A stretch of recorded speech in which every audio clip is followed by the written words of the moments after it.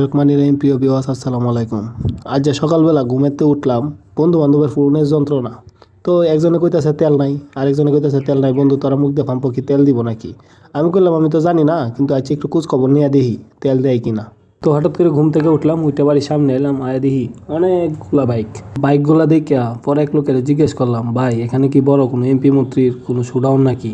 তো লোকটা বললো, না ভাই, তেলের জন্য এত বড় সিরিয়াল। তারপর ভাবলাম একটু আইটে উঠে দেখি। পরে বাজারে ঢুকলাম, মুখ দিয়ে বাজারও ঢুকে দেখি যে একবারে যাত্রা কাটতে শুরু হইয়া মুখ দিয়ে ফার্ম পর্যন্ত এত বড় সিরিয়াল।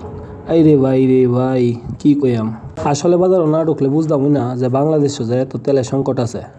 তখন বাজারে ঢুকলাম, একটু ঘোরাঘুরি করলাম, করে একটু ভিডিও করলাম, চিন্তা করলাম একটু ঘুরে গাইরা দেখি পাম্পের দিকে আগায়া পাম্পের কি অবস্থা। পরে গিয়া দেখি পাম্পের যে অবস্থা, সিরিয়াল শেষ না। অনেক বাইকওয়ালারে জিজ্ঞাসলাম যে ভাই আপনি কখন আইছেন না বা কতক্ষণ ধরে সিরিয়ালে দাঁড়ায় রয়েছেন। তখন ভাইয়া কইতেছে, ভাই আমি তো রাত্রের থেকে আইছি, আরেকজনে কইতেছে আমি আজানের পরেই আইছি, এখনো পর্যন্ত তেলের সিরিয়াল ভাই নাই। তখন হঠাৎ করে চোখ গেল কিছু লেদা বসি গুলামতের সামনে। তখন জিজ্ঞাসলাম, তোরা তো কোনো চাকরি টাকরি করস না বা তোরা কোনো ব্যবসা প্রতিষ্ঠানও নাই, তো তোরা কেন লাগি তেল লেগে খারে রইলে? তখন কইলো, ভাই চাকরি নাই ঠিক আছে, তেল ভরবাম, তেল ছাড়া কি চলবো? তেল ছাড়া তো চলতো না, তে এলাকাত ঘুরে তো সেরেন্টেরিনও দেখুন লাগবো। আমি কুইন্যা কইলাম, আই সর্বনাশ, এই বয়সী তোরা এত কিছু করস, দেখছো নি কারবারটা।